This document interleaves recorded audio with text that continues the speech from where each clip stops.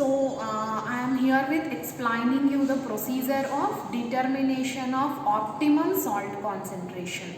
Optimum salt concentration is the amount of NaCl required for the proper growth of the microorganism.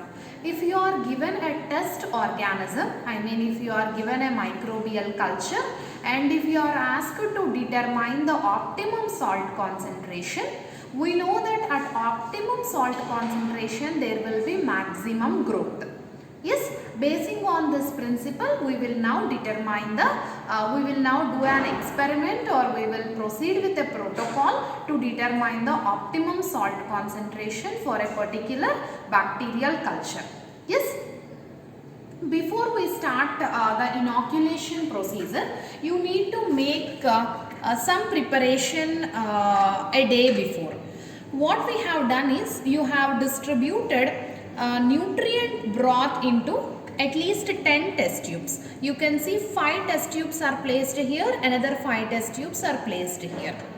So you have to maintain 1% salt concentration, 1.5% salt concentration, 2% salt concentration, 2.5 and 3%.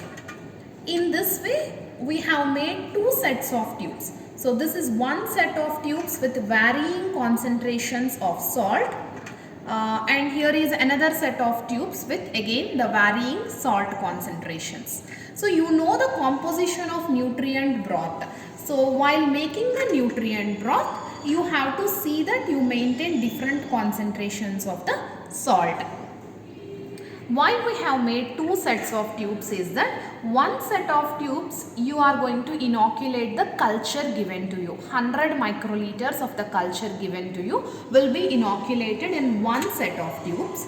The other set of tubes will be kept uninoculated, and these uninoculated tubes will serve you as blank, which means when you are taking the reading of 1% nutrient broth containing 1% salt concentration in which you have inoculated the culture given to you, whenever you want to read this turbidity, you require a blank to make your colorimeter 00. So that is done by the uninoculated broth, which is having again 1% salt concentration.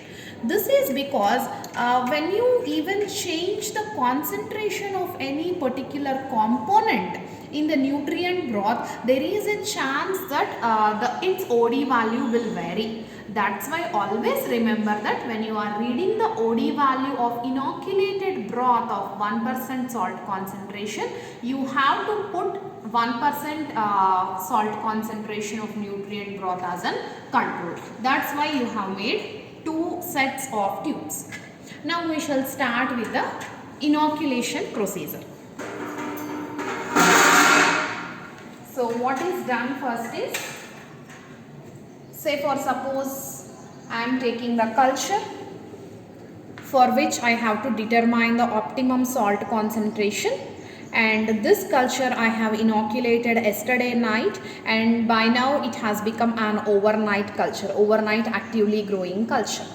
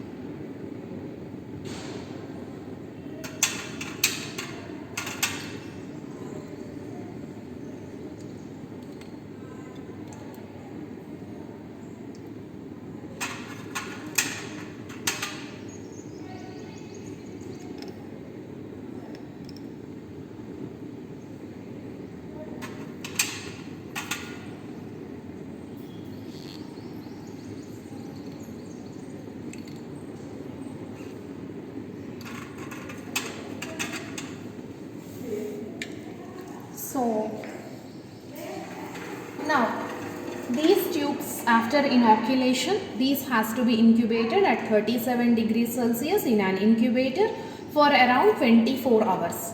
So in these 24 hours, you can expect the organism to grow. But do you expect that the organism will grow in the same manner in all the tubes? No, not at all. This is because you have introduced or you have maintained varied salt concentration in each of these tubes. Isn't it or not? One is having 1% NaCl, the other is having 2%, the other tube is having 3% NaCl. In that way, you have varied concentrations of NaCl. So, say for example, for the organism which I have inoculated, if it requires only 1.5% of salt concentration, if that salt concentration is optimum for its growth, then obviously the organism's growth will be maximum at 1.5% salt concentration, the tube in which 1.5% NaCl was introduced. But this is because if you look at the composition, media composition or the incubation conditions, it is same in all the tubes. You have inoculated the same amount of inoculum, you have maintained the same amount of beef extract, the same amount of peptone, everything is same, only NaCl concentration is being varied. So, at optimum NaCl concentration, the growth will be maximum, which we are going to read by using turbidometry.